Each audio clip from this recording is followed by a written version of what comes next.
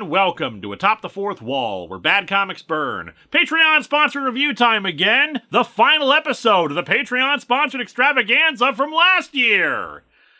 We've still got more Patreon-sponsored episodes from this year, but hey, it means we're actually catching up. I moved the schedule around quite a bit for this, to the point where this review was actually really supposed to happen a lot earlier in the extravaganza, but I think you'll understand why I pushed it to the very end. Namely because I'm reviewing 3 video games. And a lot of you are probably already thinking, Linkara, you kept beating yourself up over the Metal Gear Solid review being so long. Why did you agree to 3 video games? Or you're just thinking, what the hell do you mean video games? I thought you were reviewing that horror movie about the women attacked by monsters in a cave.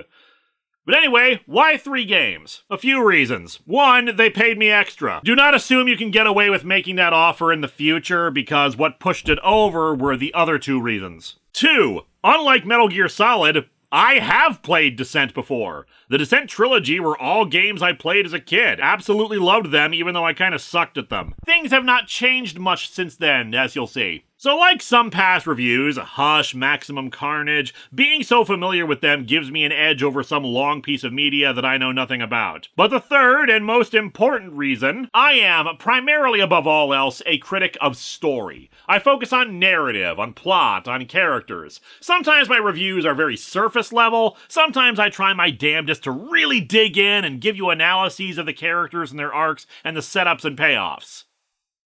Guess what the 3 Descent games have very little of? The basic plot of Descent is that you fly in a ship to a place, blow up robots, blow up a reactor, and fly away to do it again. Yes, there's more to it than that, but it's not like, say, Iron Lung, where there's actually a lot of plot stuff happening in the background that if you seek it out, you can make a multi-million-dollar horror movie out of it. Descent is a first-person shooter, the first game coming out in 1995, but its gimmick is that since you are in a spaceship in an environment of fully rendered 3D graphics, you have complete 6 degrees of freedom. You can go in every direction, upside down, sideways, strafe every which way, and consequently get really lost and queasy from motion sickness. Is it any wonder why the name of the ship you're in for the first 2 games is Vertigo 1? So yeah, considering the level of plot and character stuff going on in a Kojima game led to a 90-minute review, if somehow a review of these 3 games ends up as long or longer than that, there's something deeply wrong with me. So let's dig into Descent 1, 2, and 3 and see what I do have to talk about with these.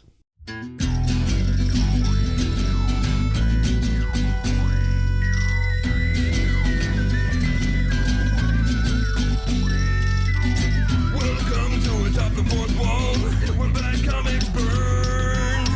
Linkara's gonna teach you all a lesson you won't learn. What's with these awkward subjects? What's all this art so rubbish? To anyone who's had a bad comic published, it could be your turn. Linkara, he is a man, punch, sporadically a grouch. Linkara, he has his own spaceship, but he's always on his couch. Linkara. A universe in flux, Linkara. This comic sucks, Linkara.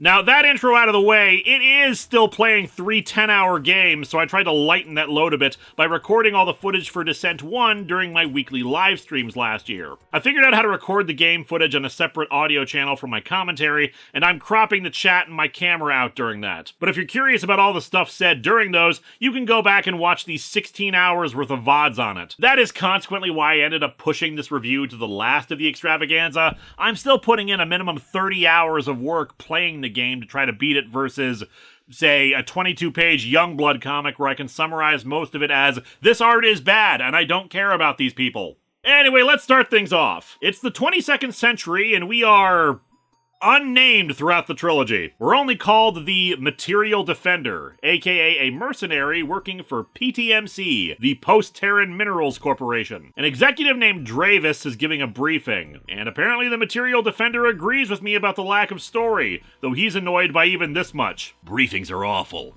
Air is too sterile for human lungs, endless electric blue schematics sting the eyes, and a suit from Post-Terran whose droning voices would make Armageddon sound boring. They needed me, they had the equipment I needed. Why does this fool keep babbling? Come on! Shooty shooty bang bang already! We'll have multiple objectives on this mission. You mean contradictory objectives, don't you? Destroy all infected minds, keep the invading force from spreading further, but be sure to rescue any survivors. Destroy as many robots as possible, and each one of these objectives is the most important. Why did they have to design this mission by committee? Whiny man. So yeah, what's up, and isn't really said explicitly in detail to us, is that some sort of alien virus has taken over the various mining robots of several PTMC facilities in the solar system. We are being sent in to blow them and the mines to hell because it's easier to do that and to file a lot of insurance claims than it is to try to salvage all this. They were able to smuggle in some additional weapons and supplies into the mines for us, explaining away the power-ups in the game, including invulnerability pickups, which you'd think you'd just hand the guy as many of those as you could and let him go from there. Dravis tells us that blowing up the fusion reactors will be the best way to destroy the facilities. Getting out before the mine blows should be foremost on your mind. And foremost on the minds of any poor slobs I haven't rescued yet. Our hero, everybody! Part of the briefing of every level is to show us what robots to start seeing. Just a heads up on how dangerous they are. They start with these basic looking robots and just get increasingly worse, tankier, or full of annoying gimmicks as the game progresses. Special shout out to the medium lifter here, a melee attacker who will get an upgraded form in Descent 2,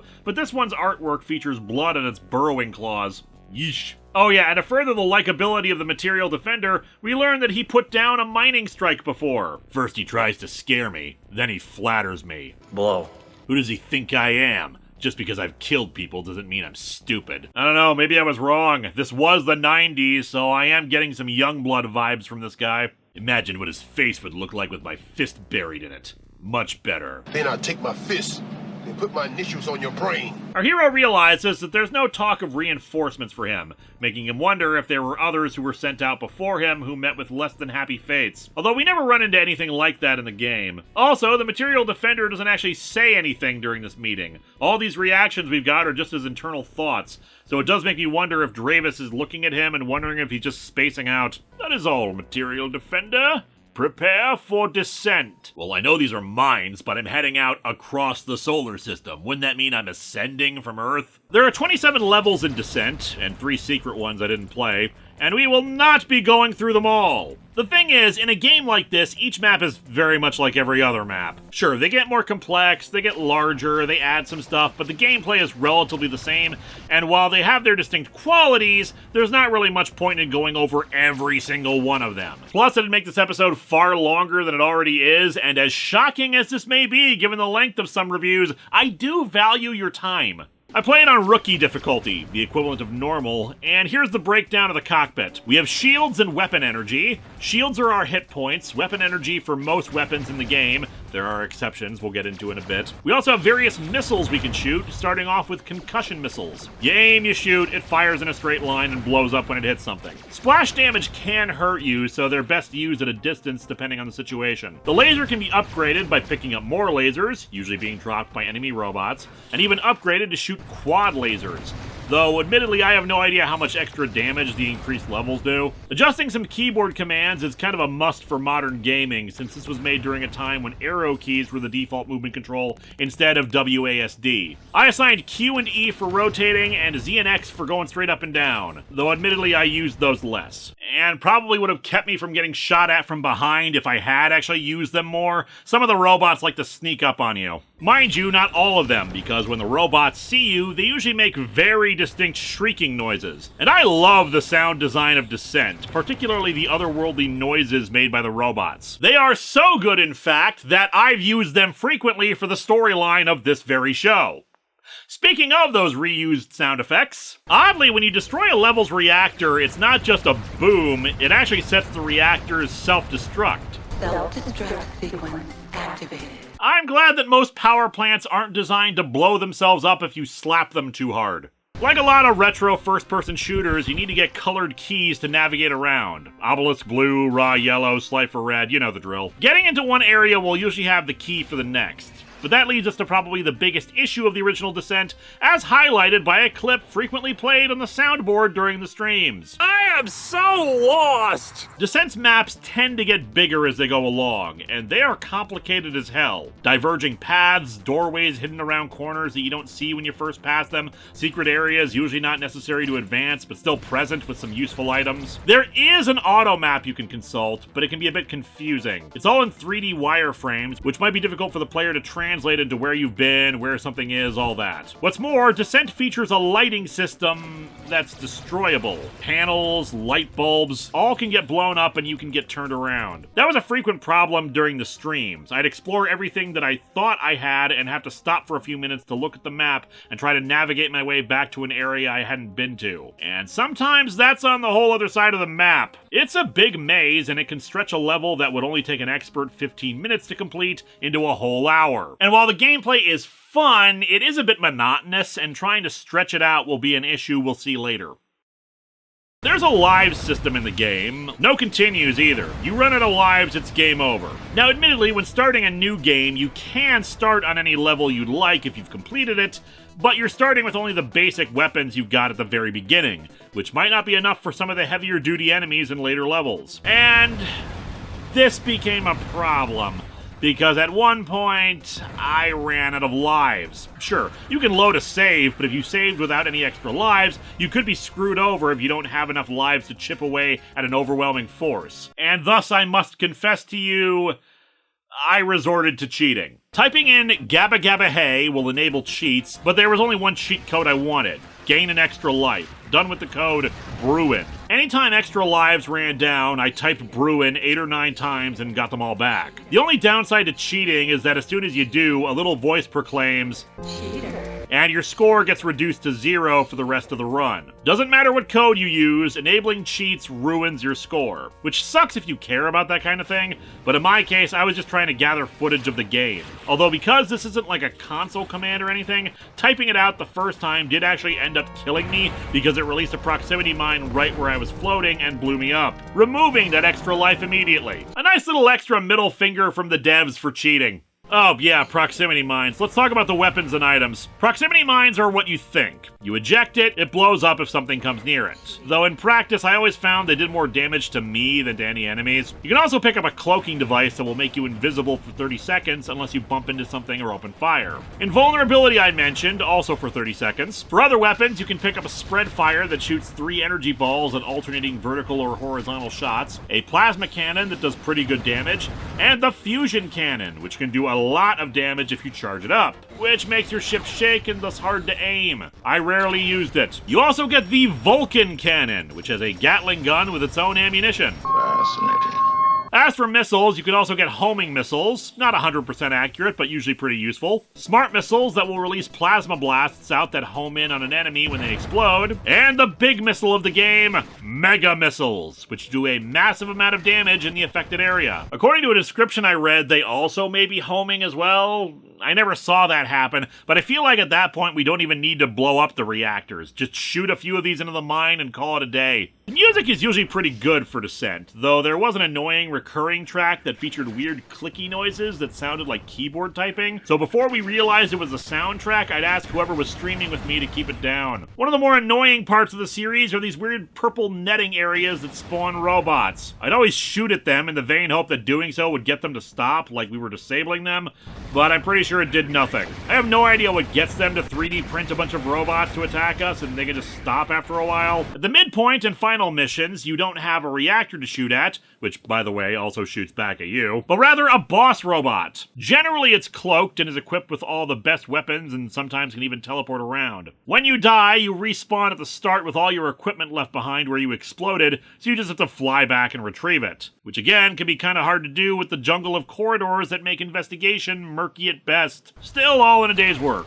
27 levels later, we destroy the boss robot, which somehow destroys the base like a reactor anyway, and we've saved the day. Dravis immediately contacts us. I must say that I'm impressed, Defender. I did not really expect to see you again. In fact, your survival has ruined our betting pool. For that, you will have to be eliminated. He informs us that we can't return to the space station right now, since the alien influence might have infected our ship. Dude, after how many times I blew up in that fight against the boss, I doubt any such program survived.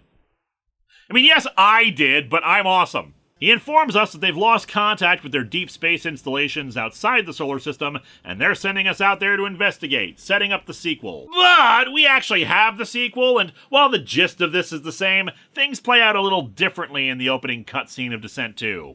For one thing, we have animation and voice acting. The Material Defender arrives at a different space station located in the asteroid belt. Welcome to Valhalla Tower, Material Defender. I trust your transit to this station was recuperative. Your concern is as underwhelming as ever, Dravis. You know damn well I forgot my headphone jack adapter behind, so I've had to listen to nothing but talk radio on the way back. Dravis informs us that they've tracked the alien infestation back to another solar system and want us to run reconnaissance. But the Material Defender says he's fulfilled his contract and just wants his money. However, said contract also has a clause in it that keeps him under their employ for another 72 hours. If he refuses, he won't get paid. They fit his ship with a warp drive so he can zip over and start the job. I knew it! I knew PTMC would find a way to cheat me. I just thought they'd bill me for all the ships I had to replace when I got blown up, not this! And thus we warp over while the title warps in. Now, full confession. After Descent 1 gave me such a difficult time to the point where I needed to resort to cheating to get full lives, I switched the difficulty down to the easiest for Descent 2. And yeah, by comparison, Descent 2 was pretty much a breeze. Now, some will rightfully argue that that shouldn't matter. You play at the level where you're having fun with it. A game should be an experience where, even if you're not having fun, you're satisfied with what you did. But if I'm being honest, it's really more that I wanted to get the review done with as quickly as possible, so I'm sorry if I give any false impressions about the game in my playthrough versus how yours would go at a higher difficulty. I just want to be honest in how I present it. That being said, Descent 2 has a lot of innovations to make things easier for the player after there were a bunch of complaints about the first game. Yes, it was good, but it could have been better. For instance, since destroying lights was a frequent problem in the first game, thus making it even harder to navigate the labyrinthine mines, you can now find and activate a headlight. It does drain your weapon energy, but only one at a time and at a fairly slow rate. To replenish shields faster, you can also find an energy to shield transfer device. It'll only boost it up so high, but it's better than trying to navigate with only single-digit shields before you'll run into a wall too hard and die. But the most important innovation we can meet right away, the Guidebot. The Guidebot is what made the game so much easier and more enjoyable for me to get through. I cannot understate how nice it is to have a little blue robot buddy to help you sometimes. What? The Guidebot leads you to where you need to go. Where's the next key? Do you need some shields or energy? Where's the exit you fly out of after you destroy the reactor, etc. You can also nickname it. My brother and I always called it Wingnut in honor of the cheat code that made the Guidebot try to fight the enemies. Admittedly, all it's equipped with are flares, so it's like trying to kill Godzilla with a fork, but I appreciate the enthusiasm, little guy. We see one of the downsides to the Guidebot in the second level. While it will guide you to where a key is, where a door is, etc., it doesn't quite know how to deal with obstacles. So here's a force field that contains the red key. I didn't notice the control panels on the other side of the force field that I need to shoot to disable the field, and the Guidebot doesn't know about them. It just knows that's where the key is. So I start flying around trying to locate another way in. Some control panel elsewhere I need to disable to pad the length of the mission. It's only by chance that I notice it later and I'm able to get in. Yes, the Guidebot cuts a lot of the busy work, but you still gotta put in some work to solve a few things. Plus, you can always accidentally destroy the Guidebot. It is one of the annoying things about it. While enemies won't target the Guidebot, since it's trying to get your attention, it will often get in your way, and you're trying your best to not shoot it while also trying to shoot at enemies or open doors. And one of the most insidious things the programmers did was have it say, ouch, when it took damage. As a kid, I'd occasionally destroy the Guidebot deliberately just to be a sadistic little craphead. As an adult, oh god, I'm so sorry, Wingnut! Let me get you a Band-Aid or something! Do you want some Ram Chips? I'll get you some Ram Chips! Still, I read that the game is supposed to take 10 hours to finish all 25 levels, but I actually did mine in only 7.5, minus the secret levels at least. Mostly thanks to just following the Guidebot. I will say that playing Descent 2 really highlighted for me that this is not a game meant for playing for long periods of time. I had fun, but it can be very draining on you to be constantly working on fighting robots, dodging around, trying to pay attention to the Guidebot, solving minor puzzles like shoot control panel 3 rooms away to open a locked door, getting frustrated that you blew up the wrong panel and still have to look for the right one, etc. I took mental health breaks while playing, but still, this is a game meant to be played in multiple sittings, I think. An issue I came across almost right away in Descent 2, though, Mouse sensitivity. I am turning at a rate that could generously be described as slow. I prefer as sluggish as a snail that has settled down in a house and needs to take a mile-long trip to get to its mailbox and back. 6 degrees of freedom! As long as you don't mind waiting a while to reach one of those degrees. This actually might have been an issue with the original game from what I've read online. It had been a year since I streamed it. I couldn't recall if I had the same mouse sensitivity issues. They really wanted you to be playing with a joystick. While occasionally I had a joystick as a kid, I primarily play with keyboard and mouse. Fortunately, nowadays we have the internet to look up what the hell to do. Go to the config file and up the mouse sensitivity. I set it at 500 to make it stop feeling like I'm trudging through a bog. Playing Descent 2 is very much like playing Descent 1. We're flying through different planets, dealing with multiple levels on a similar theme, a water world, a lava planet, an ice planet, etc. The lava planet is the only one I'd say is different environmentally, since the lava can hurt you, otherwise they all play the same. Unlike the first game, we actually get a boss robot at the end of each planet rather than just the midway point and the final boss. Each time we beat a level, we get a cutscene of Vertigo 1 flying out, and every time we enter a new solar system, we get to see Vertigo 1 arriving and flying in. Otherwise, just like its predecessor, this is a game light on plot and heavy on, oh boy, I wonder what color this new gun is. Speaking of, all the weapons from Descent 1 return with a bunch of new ones. Smart Mines are an alternate proximity bomb. Now when they explode, they shoot out homing projectiles like the Smart Missile.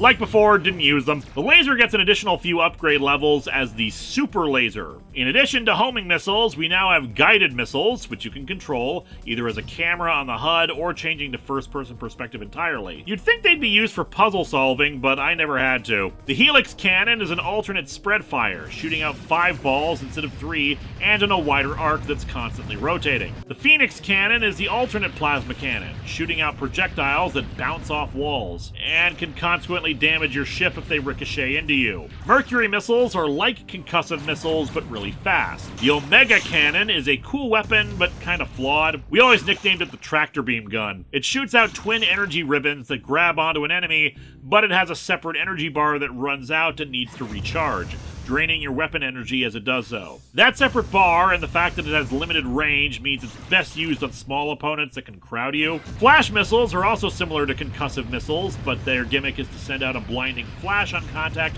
that can briefly confuse the enemy robot. Even blinds the guide bot or yourself if you're too close to it. And finally, we've got easily the 2 best weapons in the game. The Gauss Cannon, an alternate Vulcan cannon that uses the same ammo, but tends to stun lock whatever you're firing at. Deals massive damage and is a bit of a hit scan weapon. Great gun, always reverted to it if I had the ammo. And finally, the Earthshaker missile. As the name implies, upon impact, everything shakes. It also apparently releases out 6 smaller missiles too, but I feel like the impact of the Earthshaker alone does the trick. The variety of weapons is another reason why Descent 2 is just the best of the trilogy. There's lots of different playstyles available to people, lots of variety to keep things interesting, and there's nothing that beats the thrill of finding an Earthshaker and wondering, oh boy, I can't wait to find the thief bot!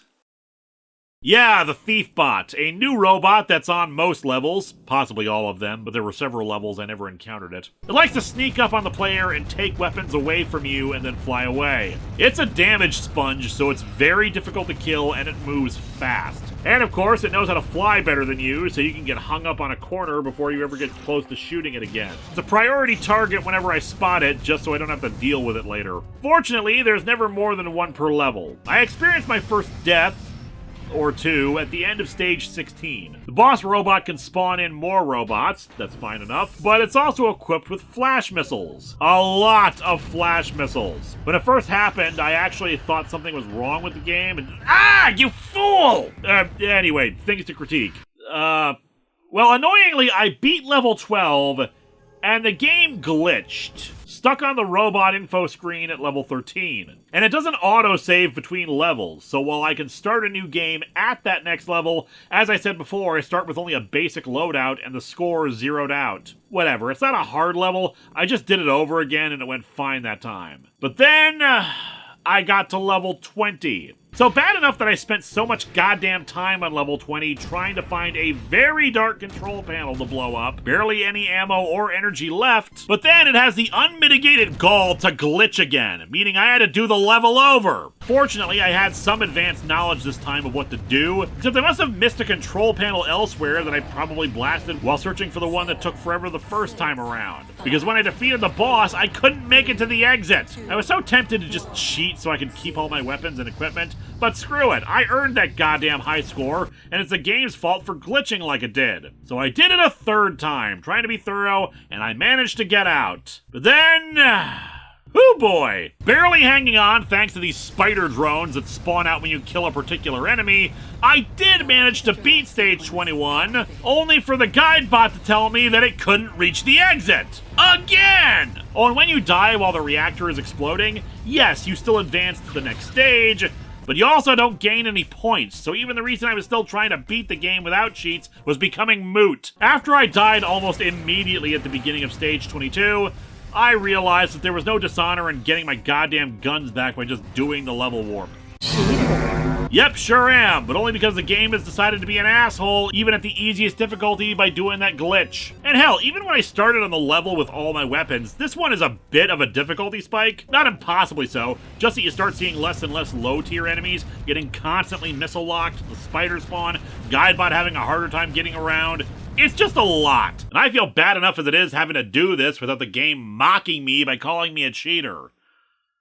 But hell, who am I trying to impress here? Oh no, I didn't get a high score in an infamously difficult game from 30 friggin' years ago because the game had the hiccups. The last level is Tycho Brahe, a weird planetoid that's revealed to actually be a spaceship, though that ends up going nowhere. Feels like it's supposed to be a bigger deal with that revelation, maybe setting up something for Descent 3, but it didn't happen. It's not the hardest, honestly, though maybe you could argue it is, considering it's the only time I actually got killed fighting regular enemies instead of the boss, aside from when all my weapons and equipment were gone. But no, the previous level was actually a bit rougher for me because I couldn't figure out how the hell to get out of the reactor room. Had to watch someone else's playthrough to do it. Speaking of bosses, it's our final boss robot. And it's a doozy! Aside from incorporating all the tricks we've seen from them so far, robot summoning, cloaking, teleporting, it's got something else going for it that's a little rougher on us.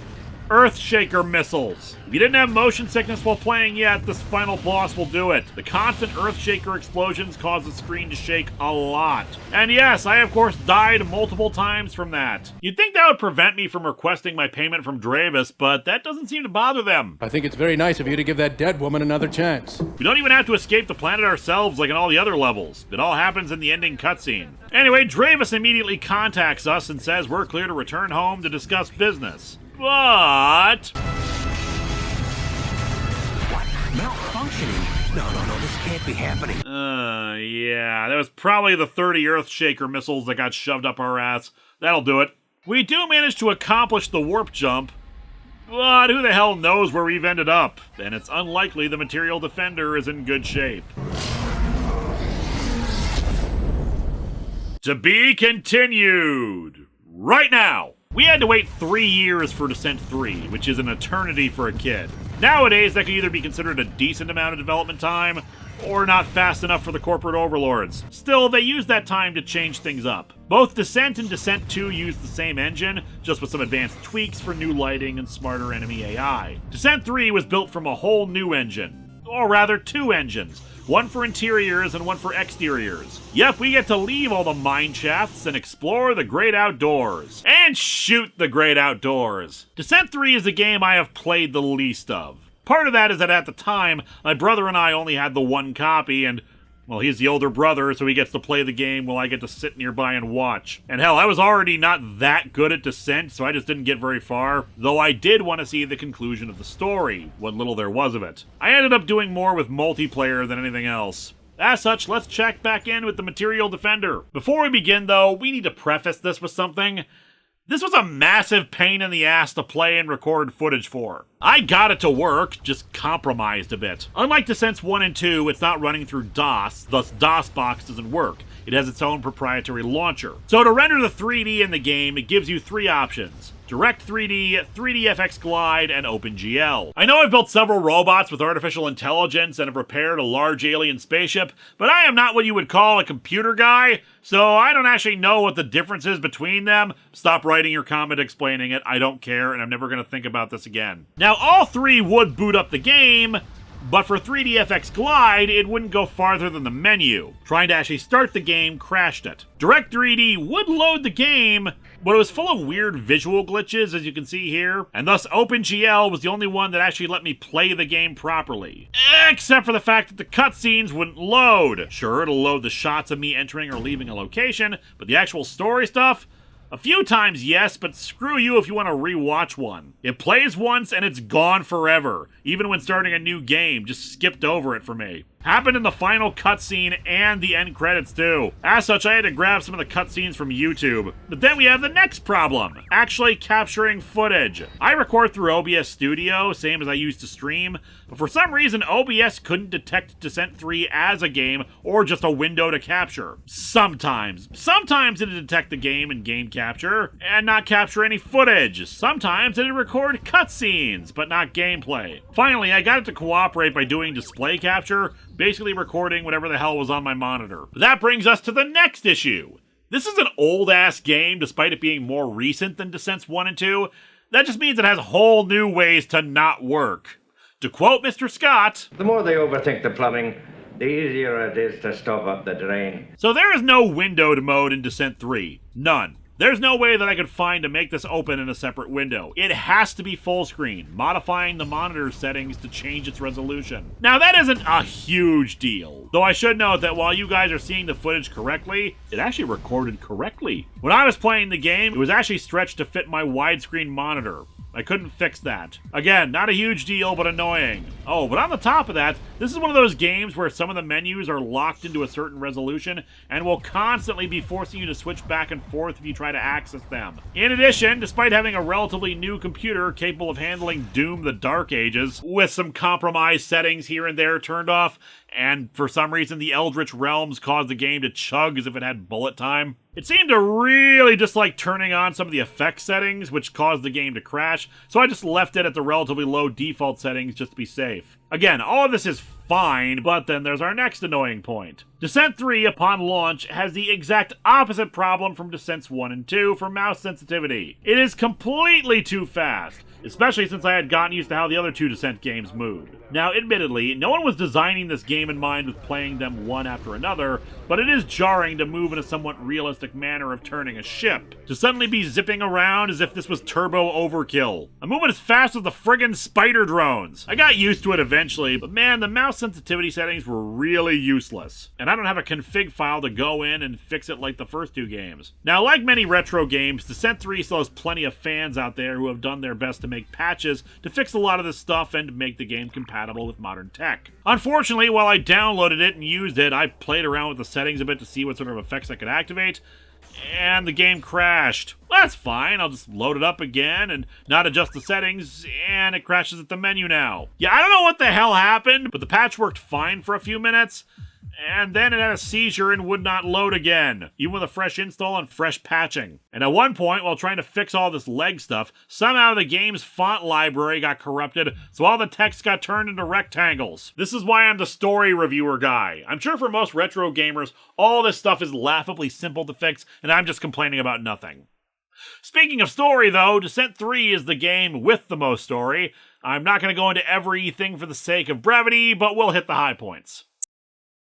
We see the fate of the Material Defender right out of the gate in the intro sequence when you load the game up each time. Annoyingly, if you don't hit escape or enter or whatever at certain times, it's unskippable. And it's like 5 minutes long. Fortunately, I'm usually good at stopping it, but still. Anyway, the warp drive apparently put us near a star and we're pulled into its gravity well, the ship having put the Material Defender into stasis to keep him alive. Fortunately, we are quickly rescued by a ship that hauls Vertigo 1 into their bay, cuts them free, and then drops the ship back into the sun, the disintegrating craft forming our title, Descent Cubed. Well, great guys, I do appreciate the rescue, but you realize I didn't have insurance on that thing, right? The PTMC is going to take the cost out of it out of my paycheck.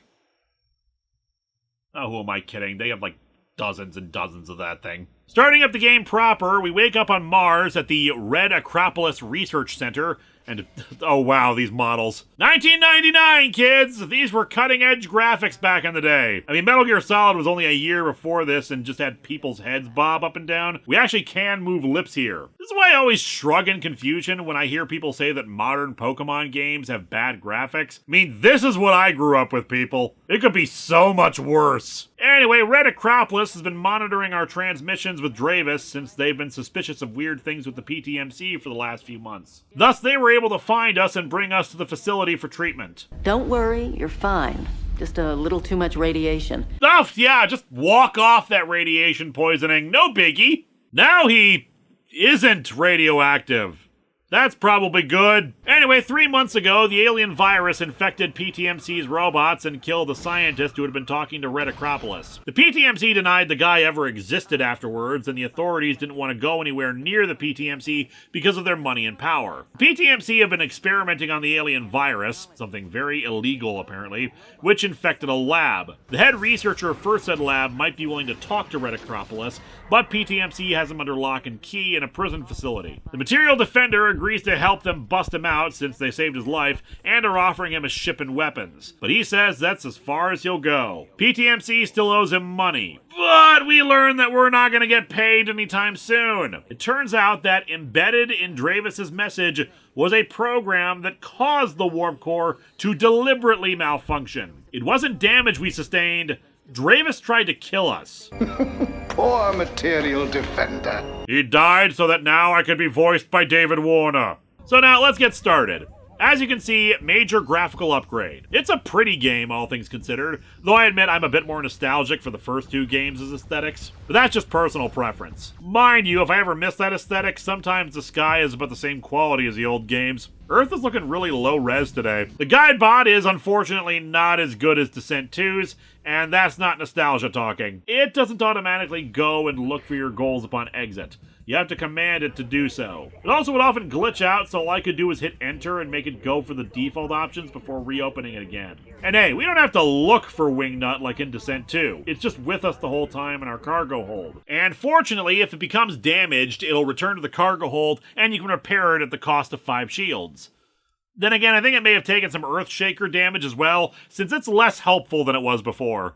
It feels like I constantly have to remind it to go and find the thing I need it to find. Like, it'll just give up if you don't come with it right away. It's possible there's nothing actually wrong with it and I just think it's giving up, but it seems to get hung up on structures more, just floating around me after us not reaching the goal within a couple of minutes. This isn't helped by the fact that its pathing is weird. It'll just randomly decide to go up or down while guiding us. You especially see this in the city level. I needed to find a sewer entrance, but it kept taking forever to get back to me because it just randomly decided, oh cool, I can move in 3 dimensions. Still, since some of the enemies in the game wield flamethrowers, it can also use a fire extinguisher to put us out. The headlight is also a bit of a downgrade. Like the guide bot, it's built in this time. The one in Descent 2 lit up an area fairly well, while the one in Descent 3 is more like a weak flashlight. Yes, it's better to have than not, but it only helps so much. Still, it no longer drains weapon energy, so that's a decent trade-off. Control-wise, the game is very much like the first two. The only major change here in gameplay is,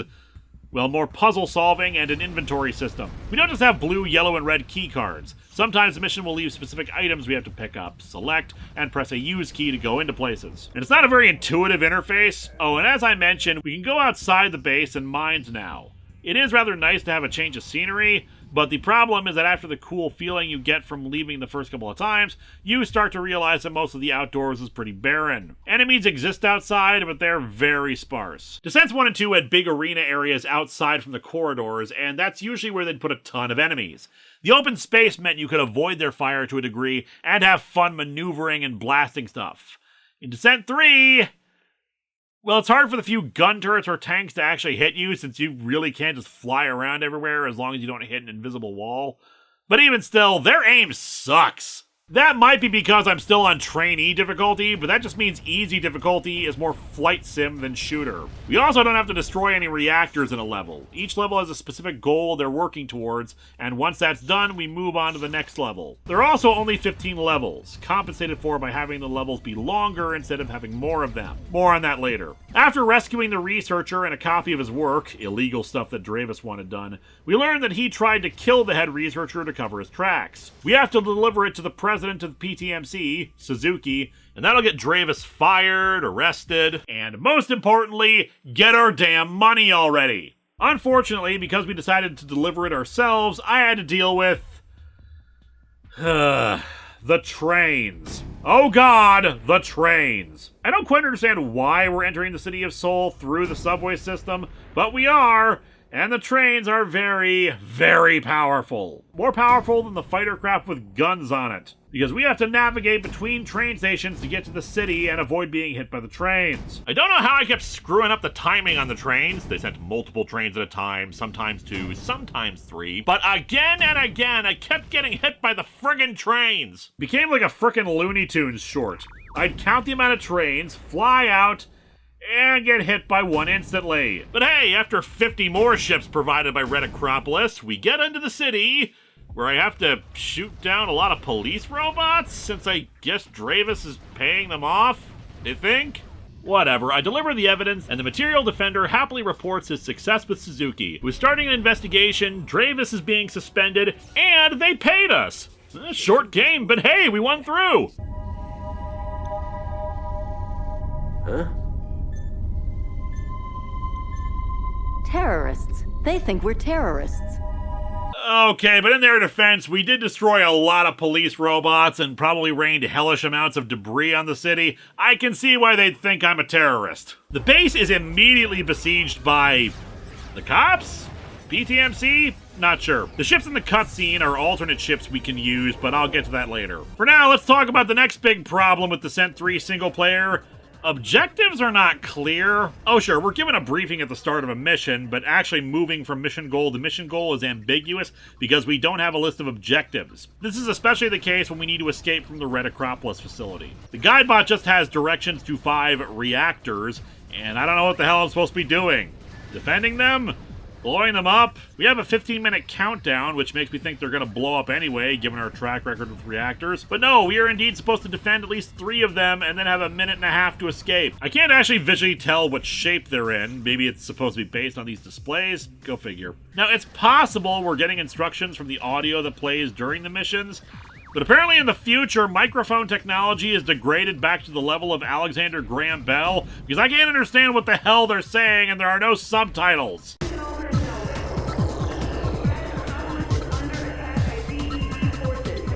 Hope you haven't had too much trouble with the lab system. They're in pretty bad shape, I'd imagine. Well, never mind. Beagle dispatch to MD 1032. I'll be setting the Beagle down for refueling while you meet with Suzuki. The music seems to be, by default, louder than the voices. Not knowing what the hell I'm supposed to be doing is just a recurring problem in the game. Sometimes I'm supposed to fly into something and hit a button. Sometimes I'm not supposed to hit a button, but I'm supposed to fly in somewhere, escort something, flip a switch, which you shoot at because lasers and bullets are probably very good for this technology that's getting hit by it, leaves the fresh scent of pine. Like, there's no prompt or anything to activate stuff. I only know that's what I'm supposed to do because I consult someone else's playthrough to see what I'm doing wrong. Here's an example. You're supposed to fly into this fire and grab a sample of the alien virus. You don't get any way of protecting yourself. You're just supposed to do it, and I didn't realize I was supposed to, because why in God's name would I fly into the friggin' fire? Later, you need to grab an invulnerability power-up from a secret area in order to get past a spinning fan that will destroy you instantly. I only know it's a secret because I accidentally destroyed one of the fans earlier. You need to go into a secret, which is usually just something extra and unnecessary to advance or else you get killed. Cool. Now, there are some puzzle areas that I actually did enjoy because they made more sense. In the next level, you fly through some kind of weird alien structures in a specific way to advance. Then have to navigate around some pillars and a little memory game test to deactivate a force field. That one was easier to figure out because it actually gave me a prompt that was like, "You have not walked the path correctly," allowing me to know I had screwed up and to try again. Anyway, we want to create some kind of antivirus to the alien program, but we need a sample of the current one the PTMC was using. This is the first chance we get to fly in a different ship. The Pyro, the one we've been flying in, is a standard base model and is the most balanced option. Here, we get the chance to fly the Phoenix. The trade-off with this one is that it's faster, but the weapons and shields are weaker. Admittedly, I didn't notice the weapons being especially less effective, but it was definitely faster and more prone to blowing up. Using the Phoenix is when I had the most non-train deaths. The wind from the train could probably blow the thing up. Anyway, we get our sample. What's our next mission? We must convince the CED that we are not terrorists. To that effect, you'll require a ship that is more heavily armed. Ah yes, we'll definitely convince people that we aren't terrorists if we get more guns. Anyway, while that plays out, let's talk about the weapons. The laser cannon is just laser and super laser now, no additional levels to it. No more Vulcan cannon, but it seems it was combined with the Gauss cannon to create the Voss cannon, and it's just as good. Maybe not quite as stun-locking on enemies, but still doing the trick. Plasma cannon and fusion cannon are back. I used the fusion cannon even less this time. Omega cannon makes its perfect appearance here, still better in close combat, and apparently can drain enemy shields, but now it just uses the regular weapon energy. As for new guns, the napalm cannon is a flamethrower and a pretty damn effective one. It still hurt us at close range, but it's just as deadly to enemies. Uses its own fuel instead of energy. The microwave cannon can disorient enemies, and I ended up using it the most aside from the Voss cannon. The EMD gun supposedly is a homing gun, but I never noticed it during much of that and just felt weak. The mass driver does a ton of damage per shot, but slow to fire and the need to be accurate in them. On the missile side, concussion, homing, guided, smart, and mega missiles all return. The new ones include the frag missile, which releases a bunch of shrapnel that can hurt you too, but otherwise is pretty damn good for taking out enemies near a wall. The impact mortar, which shoots out a short distance and then explodes for area of effect. The napalm rocket, which releases some fire for a hit. The cyclone missile, which is like a better version of the smart missile and release 6 tiny missiles to home in on an enemy. And finally, our replacement for the earth shaker, the Black Shark Missile. It creates a gravity well that sucks everything in, and then explodes. Someone at Interplay was like, how do we top a weapon that makes everything shake on impact? Oh, I know! A black hole! There are also some additional items like proximity mines, but the only one I ever used was the Gunboy, a small laser turret you can deploy. Anyway, our increased firepower grants us another new ship, the Magnum. Theoretically, it's the slowest, but has the best shields and ammo capacity. Honestly, I switched over to the Magnum for the rest of the playthrough because I didn't find it especially slow. I could still outrun the guide bot in it. Anyway, it's time to clear up how we're not terrorists. All I did was blow up a bunch of stuff while demanding I be given money. We have to upload all our evidence directly to the Space Cops' computers. This mission is another example of things being so obtuse and padded without any explanation of how to do what we're doing. You're supposed to take some kind of plasma charge to another chamber to end the level. First, you have to hit a bunch of switches in an adjacent room. They don't tell you that you have to do that, but you do. And then nothing. It takes forever for it to react that I've got the plasma charge in position, and guesswork that that's what I'm supposed to be doing anyway, and it's on a timer. It's only then when it tells you, oops, you didn't flip enough switches, that the guide bot will lead you to those switches. And then after flipping those 2 switches, I try again, and it tells me, oops, 1 more switch. And again, only then does the guide bot lead you to the last switch. Now, you don't have to rely on the guide bot for all this. The playthrough I got footage from for this allowed me to see what I had to do, and since they were basically speedrunning it, they did it without the guide bot. But I was baffled during that time. Which consequently leads to the big issue with Descent 3 in making less levels but longer ones. I'm bored! This might be less of a problem on higher difficulties, but man, the design of Descent 2 kind of works really well to keep the player engaged. Different locations with different sorts of hazards, tight corridors meant I had to be very deliberate in my flying, and a ton of enemies, even on trainee, and new mazes to navigate kept me from getting too bored with any one level. Sure, I had to take mental health breaks every couple of levels just because it can get repetitive, but when the levels are long with very few, mostly ineffective enemies that couldn't shoot me even when I'm standing perfectly still, and then not knowing where the hell I'm going or what I'm doing, I just got so annoyed that nothing was happening. When you're actually engaged in combat, it's fun, but these levels being so big with nothing in them and poor signposting about where to go and what to do, with everything looking very samey, tech bases with dark color schemes broken up by some different exterior planet designs, and the exteriors being fairly empty, I just got fried much quicker trying to record footage. This was a problem that even the original Descent had because you got so lost,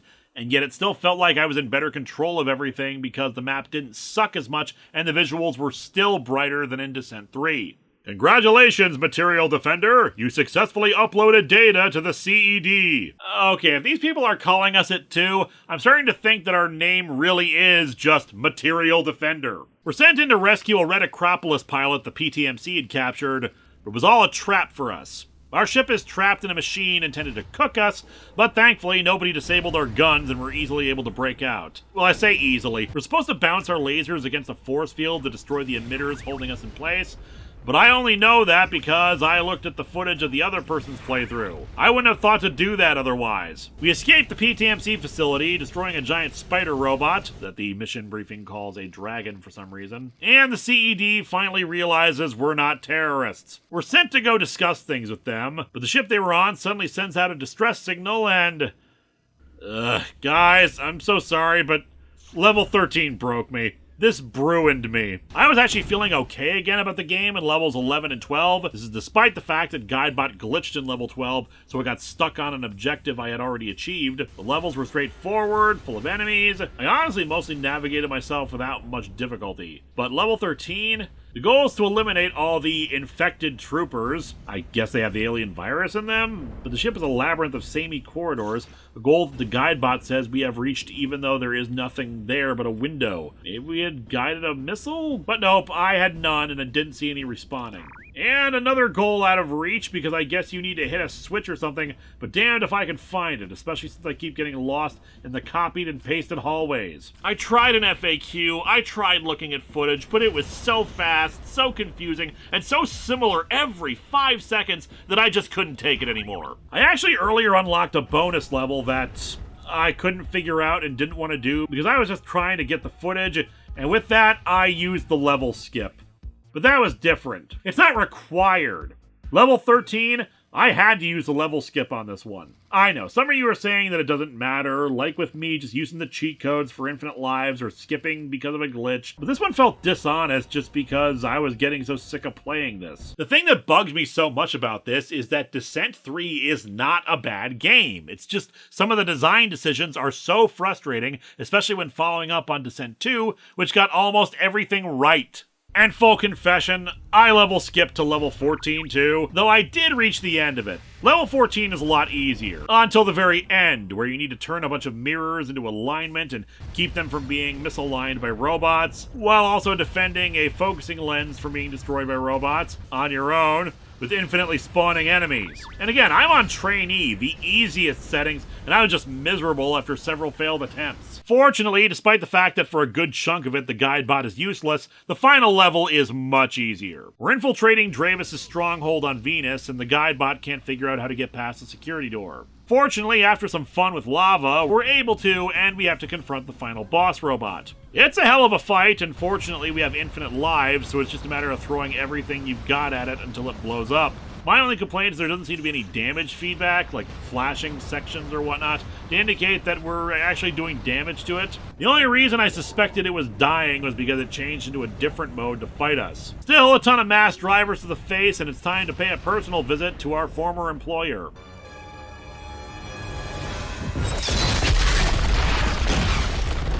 Hi, we're with the renovation team. Do you mind if we work through here? Either the material defender is super jacked or that desk is made of cardboard considering how easily he lifts it and shoves it aside. I know we've had our differences, but let's not be hasty. 30% off coupon at the PTMC gift shop if you don't kill me. Dravis tries to offer him a deal, but our hero ain't buying it. Unfortunately, it provides enough of a distraction for a robot to grab the material defender. Dravis orders the robot to kill him, but fortunately, we have our own robot buddy. Wingnut comes in and starts doing the Death Blossom from Last Starfighter, shooting flares everywhere. The robot shoots it down, but the distraction allows our hero to grab his gun and destroy the robot. And it seems I underestimated the flares, because Dravis is impaled on them. Wingnut! I take back what I said about the Earthshakers messing you up. Clearly you had the best aim of all. And yep, our little buddy is okay, and we've got our revenge. We disable the virus, because I guess Dravis could always do that? And this disabled a bunch of Descent 1 robots that were menacing something? I have no idea where this subplot came from. I tried to look through the footage I found on YouTube and could not find a cutscene or dialogue explaining this. I don't know, it's probably there, but I couldn't hear it or whatever. In any case, the robots are disabled, and so our game ends with us being told there's a bounty on the robots. Whoever destroys the most of them gets 10,000 credits. And we like ourselves some easy money, and we're already there, so there you go. Despite my complaints, all 3 Descent games are good. It's just each has problems that could hold them back a bit. Less so Descent 2, but still.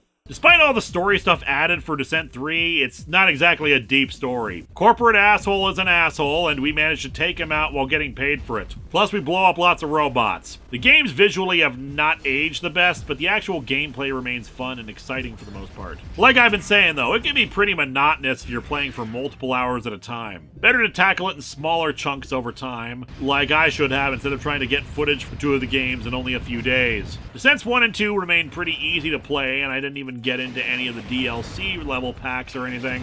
I recommend the games, though if I had to pick one, Descent 2 really is just the best of the trilogy, and the one I'd recommend. Descent 3 has issues with pacing and modern hardware, and Descent 1 is just too primitive compared to its sequel, in my opinion. Next time, the Patreon-sponsored extravaganza may have ended, but we have to catch up on the Patreon reviews meant to come out in January.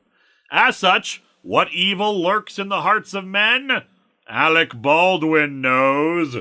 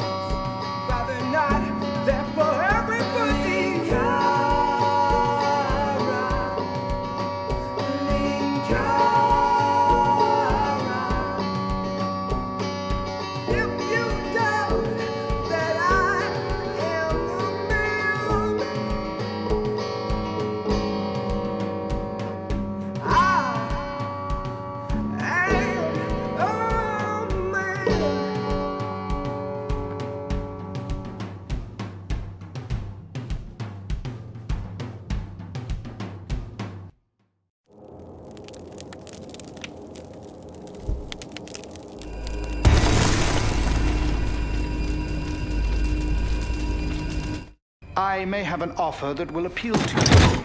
Please, don't let me interrupt. Hello my friends, please take a moment to like this video, subscribe to the channel, and hit the bell for notifications on new video releases. If you'd like to support future videos, you can check out my Patreon, buy merch from the store envy link in the description, or check out the t-shirts available from Fourth Wall. Thanks for watching.